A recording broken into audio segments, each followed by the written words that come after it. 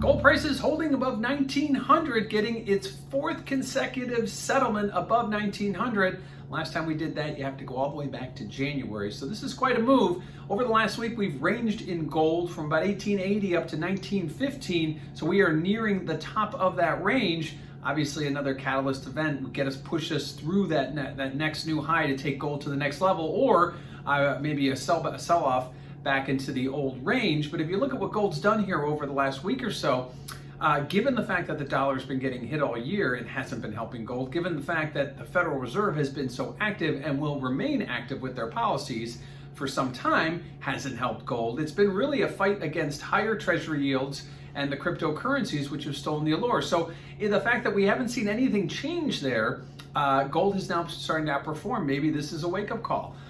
The canary in the coal mine, as we call it. Something's different here, being that the variables are all the same, but now gold is starting to perform a little better. Obviously, we've seen gold make a big move over the last week, but obviously over the last month and a half as well. So gold price is elevated with jobs reports coming up on Thursday and Friday. Likewise, a Fed meeting the next week. There are some big events coming up that could push gold around, take us to new highs or back into the old range, possibly new lows.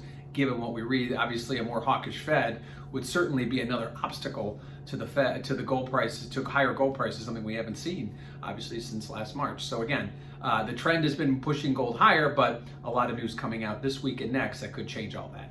What does that mean for volatility in the gold market? Well, if you check out that CVOL index over at cmegroup.com, you'll notice that gold volatility, while historically we see higher gold prices, we see higher volatility, we haven't really seen that. And yes, gold volatility was up modestly as prices were up today.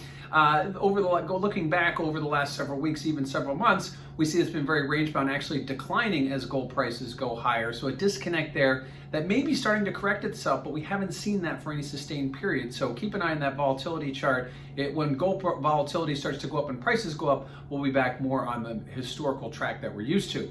Lastly, let's look at positioning. What are speculators doing? Well, if gold prices are going up, yeah, speculators are continuing to add and buy to their positions. So they're adding to their longs. No surprise there. Speculators obviously a big part of the gold trade. And when speculators start to maybe run for the exits, that's usually a sign that gold prices have hit their tops. Likewise, when they start to get back in, when we're on the lows, that's usually a sign that the lows are in as well. But right now, they're continuing to follow with the recent trend. They continue to add to their long positions. And again, with some of these catalyst events coming up, maybe it's the non-farm payroll number on Friday, maybe it's next week's June FOMC, you could see speculators start to get out, wait for the dust to settle, and then reassess. That's typically what we see. So again, gold prices hovering above 1900. This began the fourth consecutive day we've settled above 1900. First time we've done that since January. But again, a lot of events coming up to end this week, and then June FOMC next week.